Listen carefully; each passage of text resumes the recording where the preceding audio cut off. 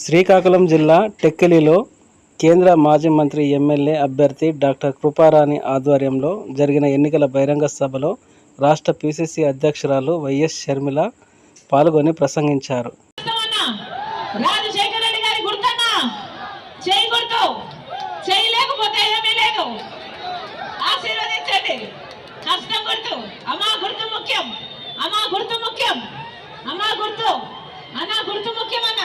ఆశీర్వదించండి అన్న, ఆశీర్వదించండి.